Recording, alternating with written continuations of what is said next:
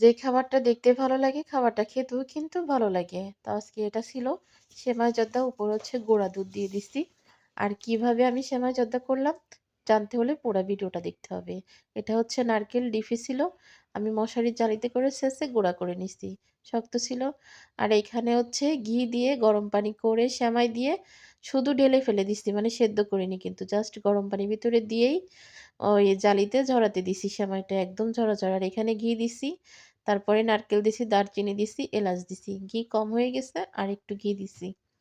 আসলে ঘি এখন তো আর ভাঁজ দিয়া ঘি হয়ে গেছে। যতই ভালো ঘি কিনি ভালো হয় না। আর এটা হচ্ছে গুঁড়া দুধ আর ওইটা হচ্ছে চিনি। এই যে গুঁড়া দুধ দিয়ে চিনি দিয়ে একসাথে কিন্তু মিশাই নিচ্ছি।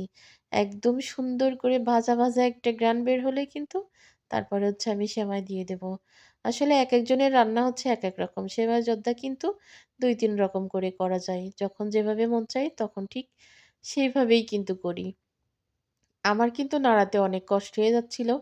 এক হাতে ফোন ছিল আর এক হাত দিয়ে মিশানো হচ্ছিল না। কড়াই না ধরলে সুন্দর করে কিভাবে মিশাই বলেন? ওদিকে কারেন্ট ছিল না।